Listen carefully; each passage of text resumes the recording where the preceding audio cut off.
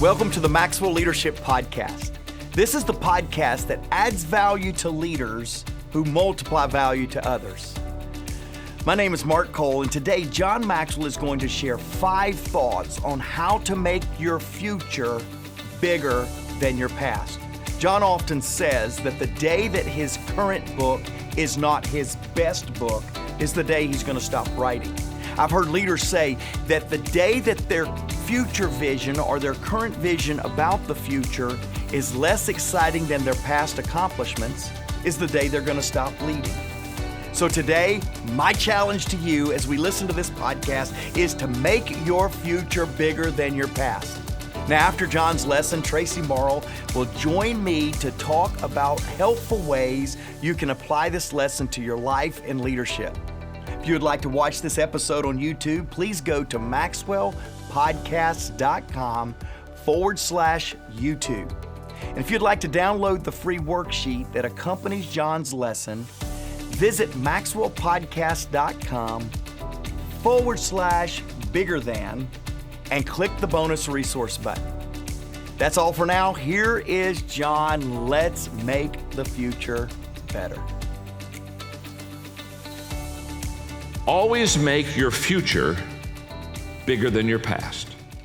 That's a wonderful lifetime growth law. Always make your future bigger than your past. A bigger future is essential for lifetime growth. The past is useful because it is rich with experiences that are worth thinking about in new ways, and all of these valuable experiences can become raw material for creating an even bigger future. Approach your past with this attitude. Use your past to continually create a bigger future, and you will separate yourself from situations, relationships, and activities that can trap you there.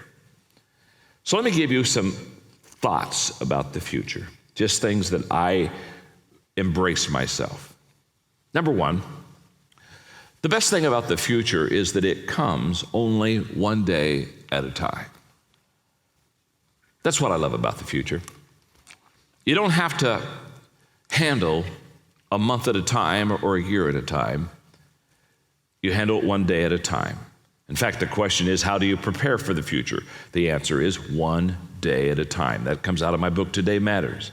What? The secret of your success is determined by what? Your daily agenda. I think most people let the future really bog them down. And I think it bogs them down because of the heaviness of a lot of things. And in my simplistic approach to life, what I realize is if I can just handle today correctly, there's a high odds of tomorrow taking care of itself. People will ask me all the time, they'll say, John, how did you start writing? I mean, they'll say, I'd like to write a book. How did you start writing? And they hate my answer. Because my answer is, I started writing. I hate it when they ask these kind of questions, because I would like to sound profound, but there's no profundity to it.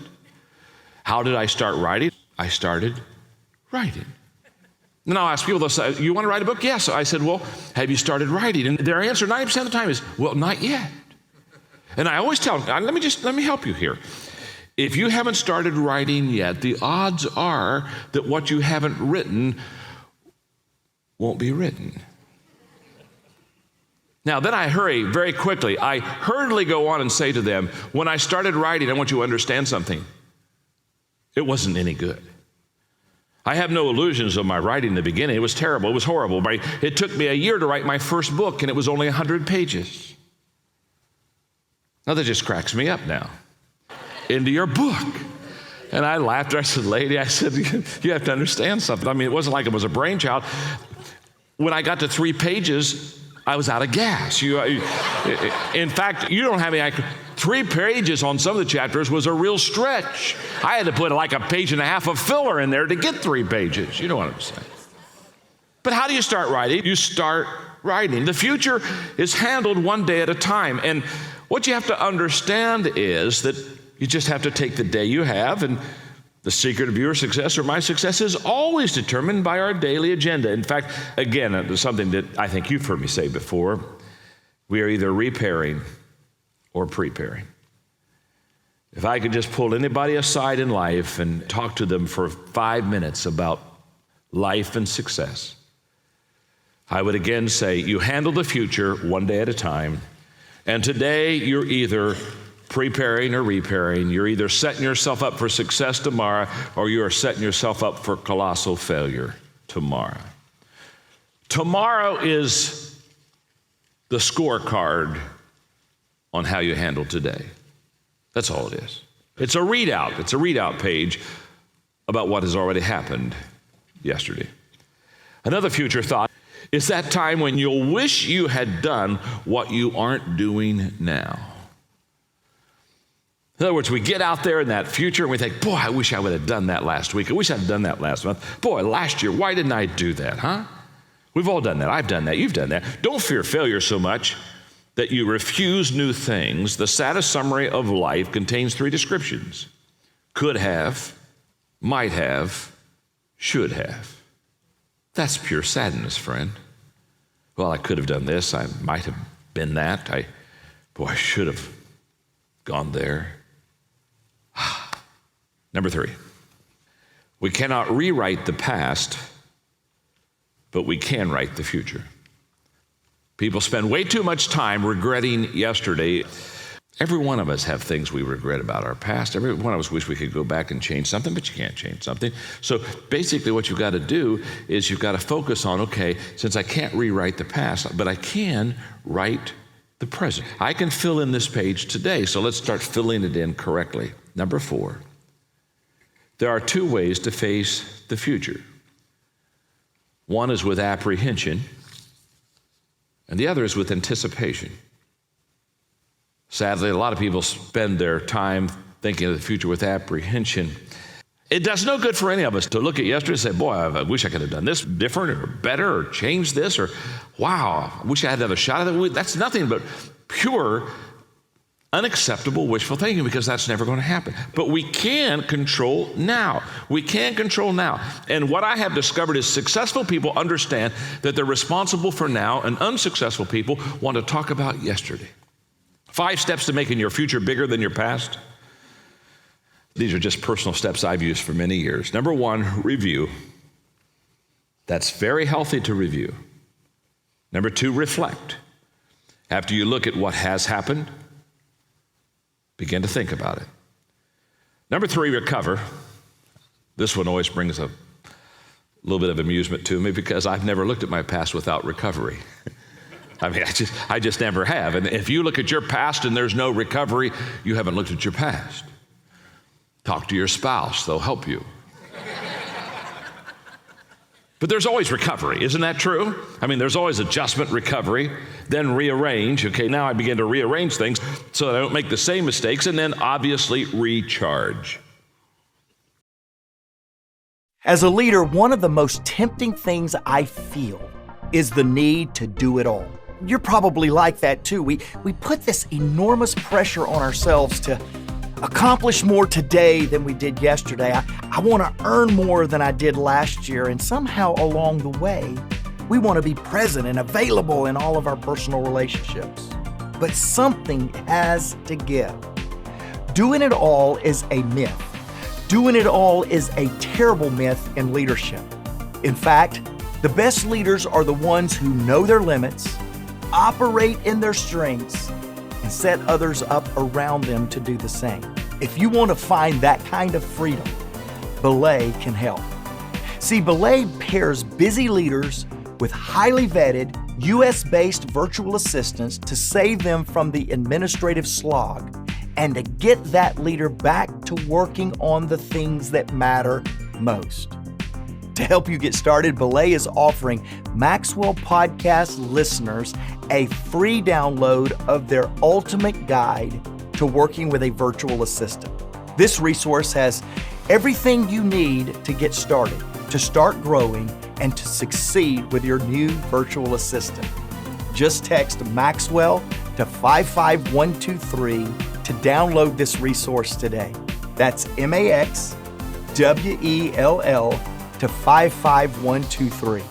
All right, like me, Let's get ready to accomplish more and juggle less with Belay.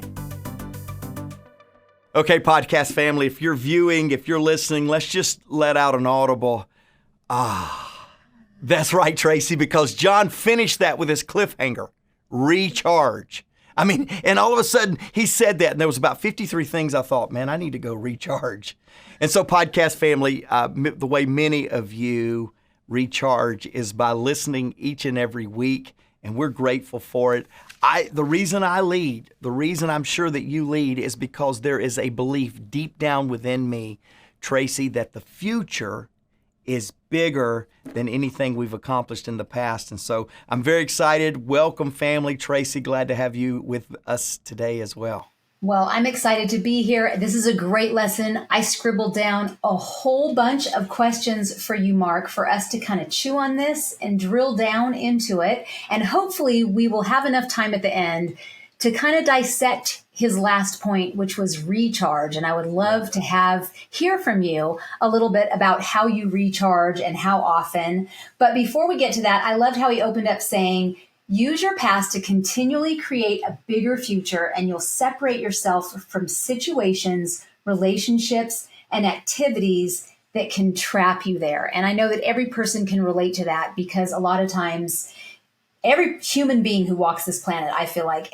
runs the temptation of getting trapped in situations, relationships, and activities in the present, which keep us from engaging in our future. And so number one, he said, the best thing about the future is that it only comes one day at a time. I love that Abraham Lincoln quote.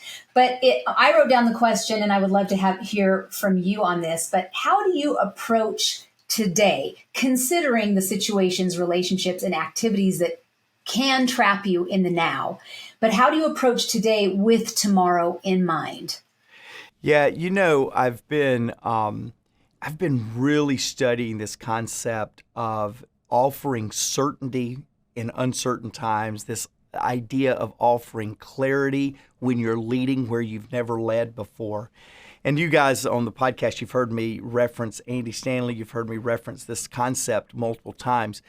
Traci, I'll tell you where I am today. I work hard to get clarity for today so that I can have tomorrow's step in an action item.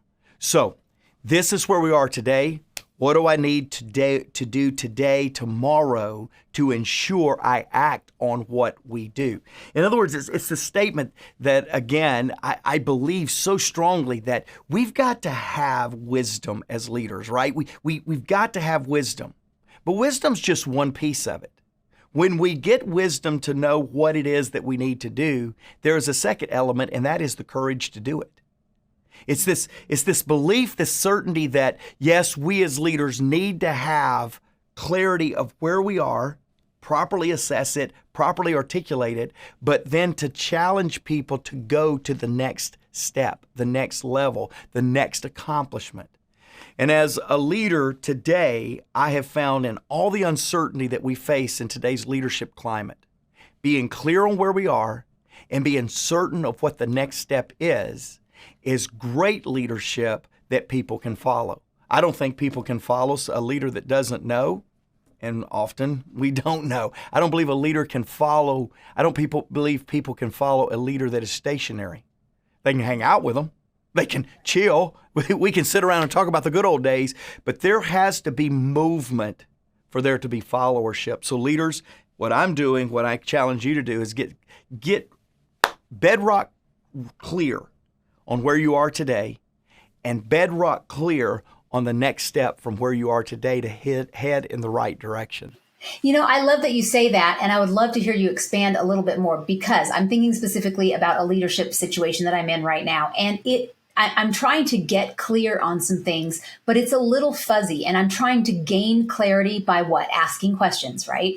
And so John talks about daily we are either repairing or preparing. And so when a situation is fuzzy and we as leaders are trying to gain clarity through kind of a hazy view, what are some steps that you take outside of asking questions, maybe, or maybe that's just all that it is, the answer is, but when things are fuzzy and you're trying to gain clarity for the next steps for tomorrow for the team, how do you handle that? Well, I think that sometimes, I spent a lot of time over the last 3 years talking about we need to listen, we need to learn, and then we need to lead. Don't lead until you've learned something. Don't try to move until there's something tangible, applicable to put into action. And I agree with that. But I think sometimes, to your question, sometimes today's questions leads to an additional set of questions tomorrow, right? But don't ever leave an environment and say, well, I did good, I led today, I asked questions. No, questions lead to conclusions, and conclusions lead to next steps. Even if the next step is I need to expand the people I'm asking this question to, or I need to circle back and get more information, never leave a moment where you take something in without putting and tagging an application step to what you took in. Later on in the lesson, I was going to talk a little bit about this, but every day, Traci, I've learned to ask myself 2 questions as a leader. What did I learn? How am I going to apply it? What did I learn? How am I going to apply it? And when you answer the question, what did I learn? Sometimes you can become a glutton for information. You can become obese with content and gold nuggets. The only way you're going to stay lean and effective and healthy in your leadership is if you apply what you take in. And that is the key. It is learning. I've watched a lot of people apply, and they need to slow down and learn something. But it is in tandem. Learn, then act. Learn and then act.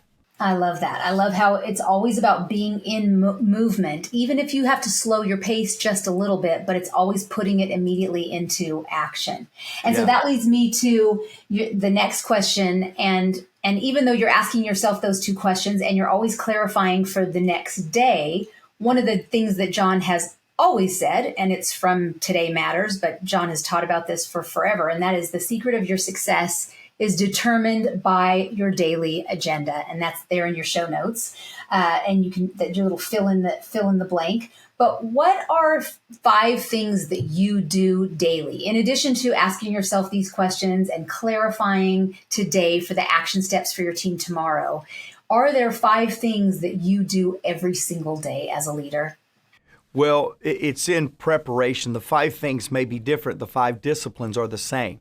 The first discipline that I do is I wake up in the morning and say, okay, what is the greatest moment for my leadership today? And I'll go through my schedule and I'll identify when is it. John says he identifies at the beginning of the day, when do I need to be at 100%? And when is it okay for me to be at 70%? Well, I'm really spinning off of that and saying, I determine at the beginning of the day when my leadership chops need to be the sharpest. My presence needs to be felt the most. My focus needs to be as laser intense as possible. And I start the day off with that reflection. The second thing that I do right before I walk into that environment, whether it's a meeting, whether it's a conversation, whatever it is, that moment that I've identified is my leadership moment of the day, I take 5 to 7 minutes and I just decompress what I am carrying so I can overemphasize what I need to carry. So what do I need to unload very quickly so I can make space to carry a little extra leadership intelligence into this conversation? Leadership direction, leadership observation. What is it that I need to sharpen in my tool belt before I walk into this setting? The third thing that I do is almost immediately right after I do this decompression of what I just learned and say, okay, what's the action items? Because if I was at my best, I should get the greatest amount of return for it, right? If you are the leader that you're supposed to be and you sharpen your focus, you sharpen your observation, you sharpen your input, then the results should be magnified. So to make sure I capture the results, I spend a little time debriefing that moment. Number 4, I will always at the end of the day, I'll reach out to one of my inner circle and I'll say, hey, when was my leadership felt the most today? What was the moment that you observed the best moment of my leadership? And then I always ask the question after that, what can I do to better it tomorrow? So I'm glad it was an A+ today, but how do we get an A++? tomorrow? What can I be effective at even better from learning from that? And then the final discipline that I do is at the end of the day, I ask those questions that I did. What did I learn today? Because I believe every leader needs to be learning on a daily basis, and how am I applying it? I love that. And so when you ask those questions, when was I the strongest and how can I be better tomorrow? Is that in every different meeting? So if someone's listening into the podcast or watching us on YouTube, how is that after each meeting, or is that at the end of the day? Are they different people for everything that you're a part of throughout the day, every meeting or gathering that you're a part of, or is it just one set of people? It's not one set of people, because I want multiple voices in my ear. So, for instance, I came down here to the studio just a few moments ago from my office upstairs here in Atlanta. My office is above our studio. So I came down here and I grabbed Jared, who offices right beside me. You hear me talk about Jared on the podcast often. He's our director of content, executive vice president of content.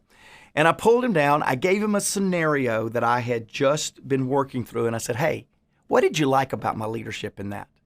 Now, be careful, because when we must always ask questions: where am I struggling? Where am I worse? What should I have done better? All of those are good questions in context all the time. But each day, I create a discipline of finding out where I was brightest, because I believe our strengths is what carry us to a bigger future, not our weaknesses. I think when we work on our weaknesses, we can maintain yesterday's results. When we work on our strengths, we can make things bigger, better, brighter in the future. And so the discipline is always around a strength observed, not a fallacy or a challenge that needs to be addressed. I have plenty of moments to ask that. It's just not on a daily basis.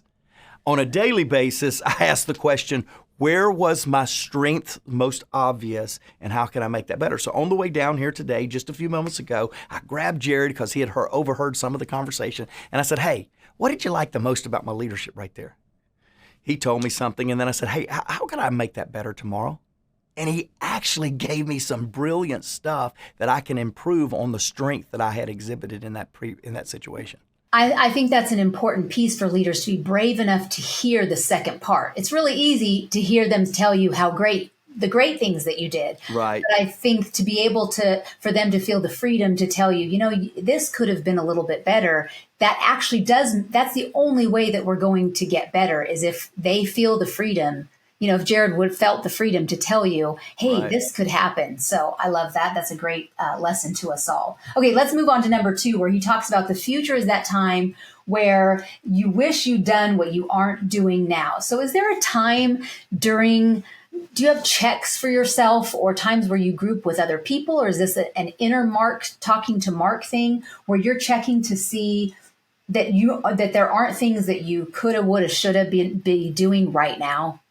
Yeah, I had an interesting interaction. I guess it was about a month and a half ago now. I was at Hobby Lobby headquarters for another meeting. It was altogether different, but the founder of Hobby Lobby, David Green, was having a little session, and so I got invited into the session and got to have a conversation with him. He made a statement that has stuck with me for now, 6-8 weeks. And that statement was, there was a transition in his life to where he began to lead with a prevailing question. Well, I'm on the edge of my seats. What's this prevailing question?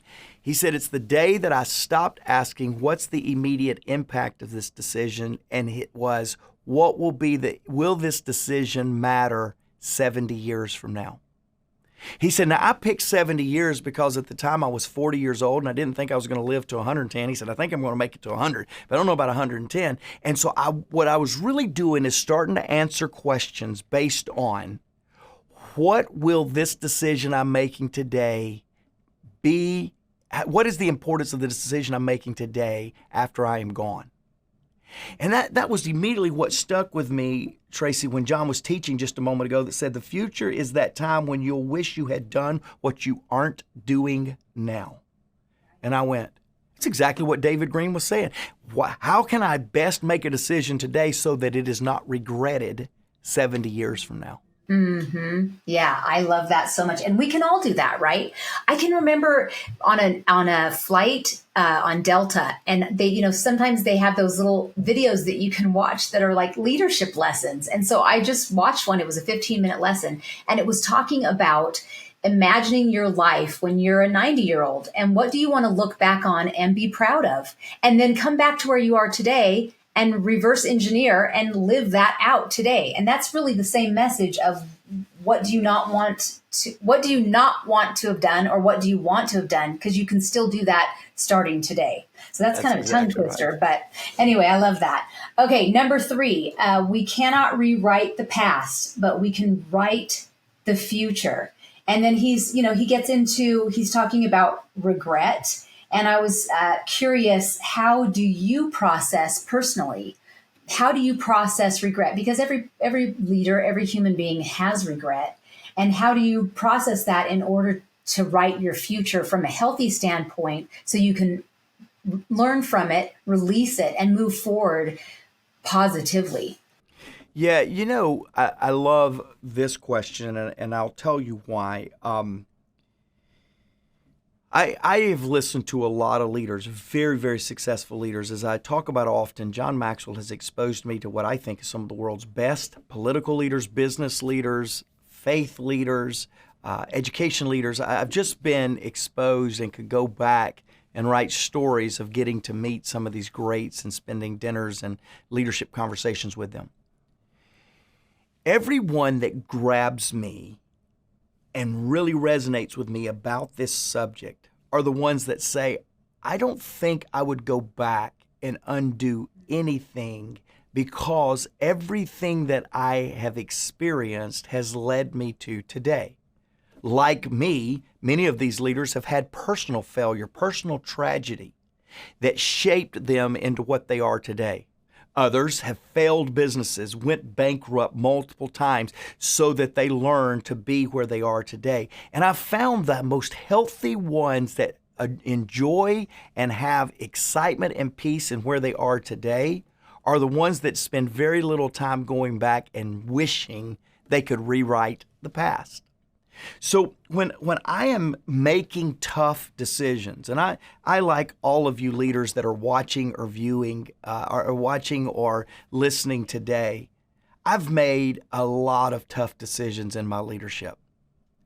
And what I always try to do is, whether it is a series of decisions that impact the entire company that I'm leading, or whether it's a decision that will impact the future trajectory of the individual that I'm discussing, every time that I make that decision and then share that decision, I always do my best to offer hope of how this will write tomorrow's story.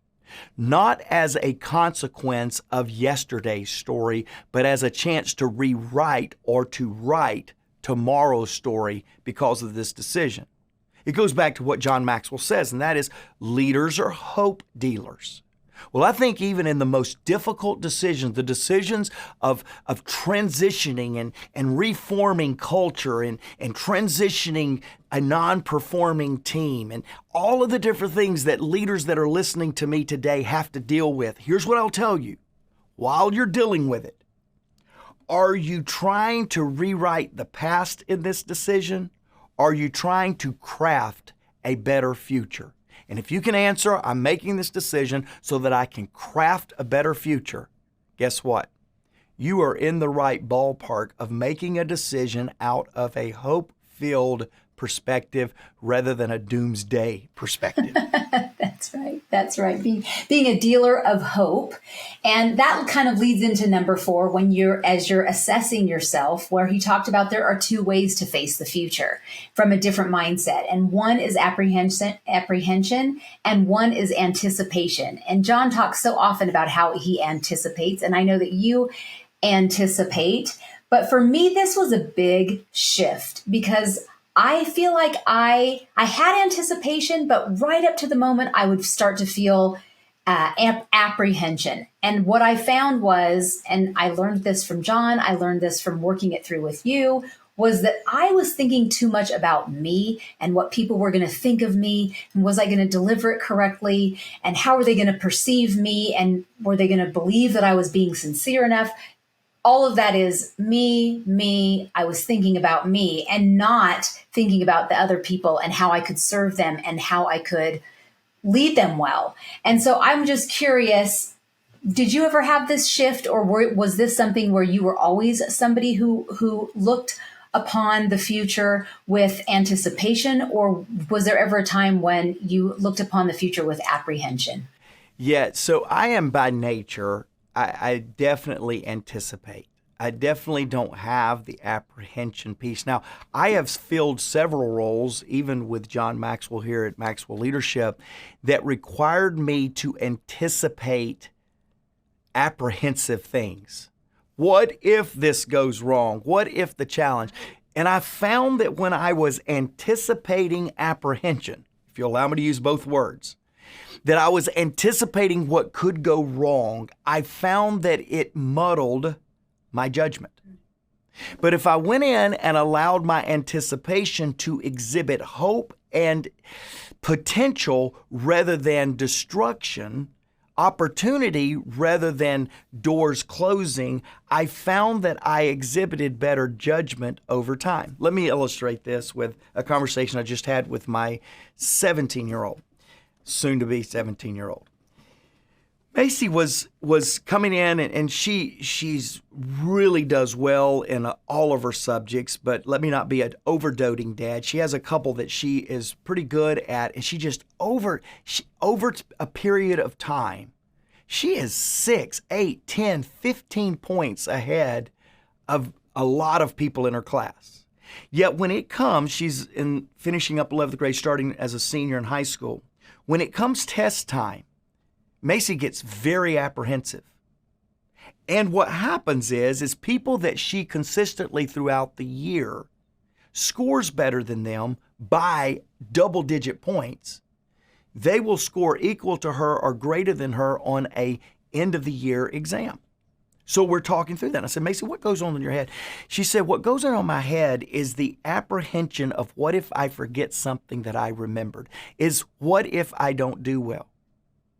And so we started walking through this, and I said, Macy, what if you took a test with the anticipation that said, this test is going to show what I know. This test is going to be able to demonstrate my knowledge rather than to perhaps demonstrate my ignorance. And she said, Dad, I have never done that with anticipation. I've never taken a test and went, watch what this test does to demonstrate what I know. I've always looked at a test to say, oh my, it terrifies me at what I might not know. And I said, well, I'll tell you what, now it's summer, so we'll see if I can recreate this lesson when it's test time. But it was like a light bulb went on in my 17-year-old's mind when she went, I always look at tests apprehensive at what I don't know rather than anticipating showing what I do know.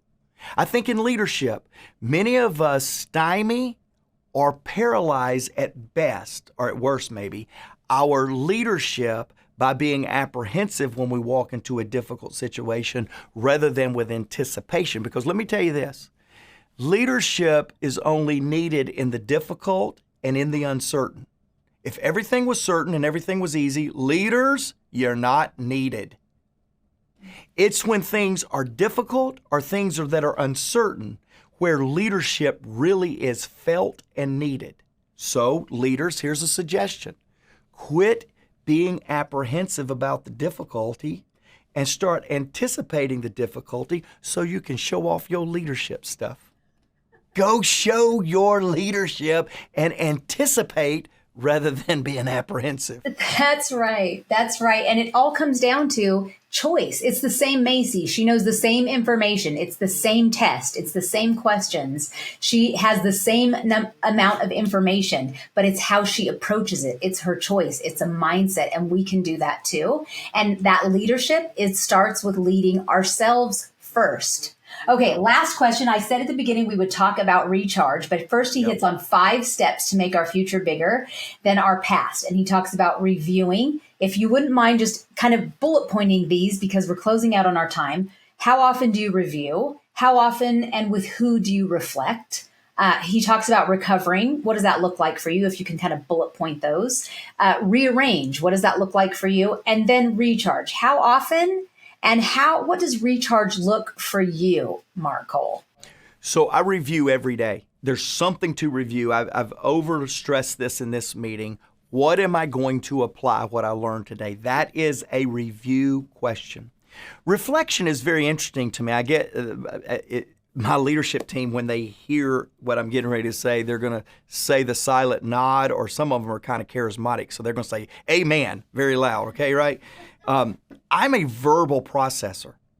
So oftentimes in leadership meetings, I am verbally processing my thoughts because I need to get them out and read the crowd and hear myself talk, which cracks me up, and to watch how people respond to what I'm saying. So reflection for me comes in community. I am a verbal processor. Reflection is best when I am verbalizing what I am reflecting on.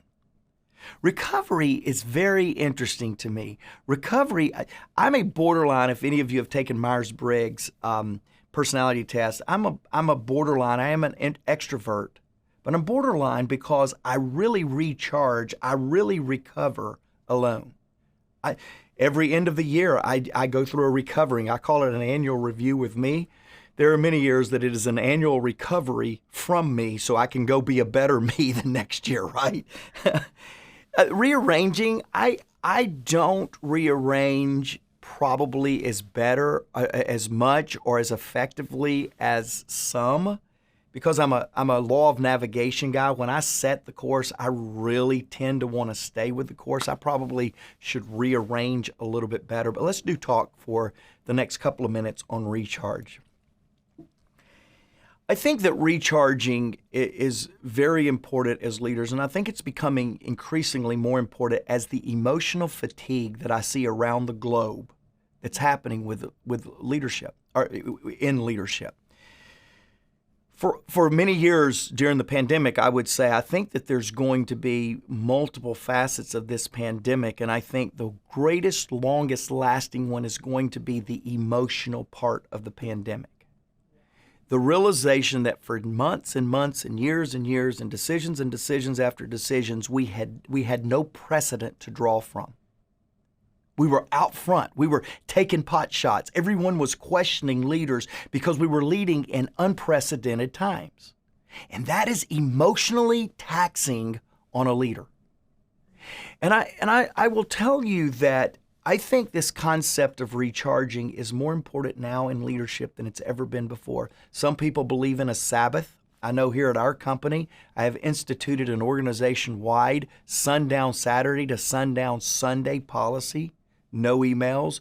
Don't have work conversations. If you want to love on one another, embrace one another, have some fun, that's all good. Focus on your family, focus on your faith, focus on fun, recharge. I think that others find recharging in golf. I like golf, but I don't recharge because I get out there and think I'm supposed to be a pro or something. So I get mad at myself and I'm terrible.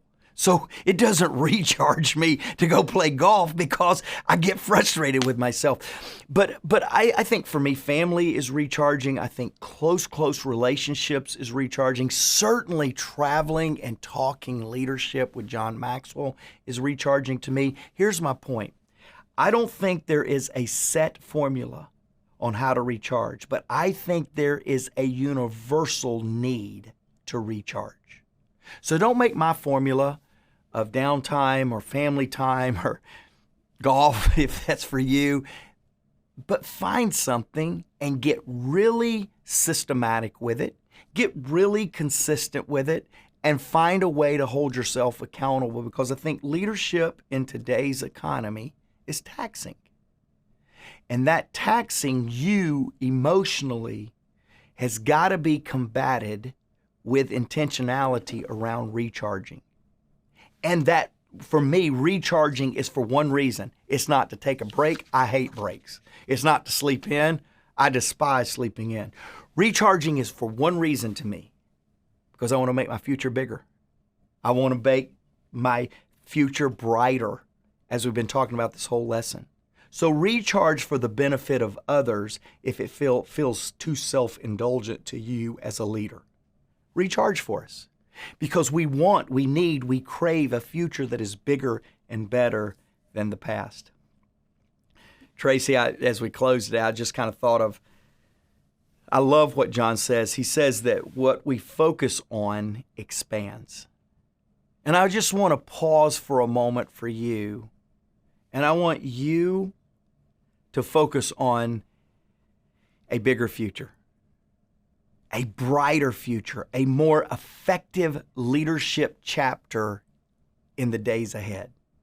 And as you begin to focus on that, I can promise you not only these 5 things that John has covered today, but you will begin to focus, and then you'll begin to have faith, and then you'll begin to have facts to back up the future being bigger and better than your past. I want to close today, as I love to do, with a listener comment. It comes from Joel. Joel talked about living life usefully. That was the podcast. We'll put that in the show notes, Living Life Usefully. And Joel made a comment that is just worth sharing with you. He said, decision is a goal setter, and discipline is the goal getter. And that takeaway for Joel was everything. And Joel, I would agree with you. And in fact, I'm so moved by what you said, Joel, that I want to offer to you that's watching today the book Intentional Living. It's a book about establishing intentionality today to accomplish what you want to tomorrow. We'll give you a discount. You can enter the code podcast, and we'll give you a discount there for Intentional Living. Hey, thanks for joining us today. I hope that this podcast has inspired in you, if not reality, certainly hope for a bigger future than your past, a better future, and a way to make those around you better, because after all, everyone deserves to be led well.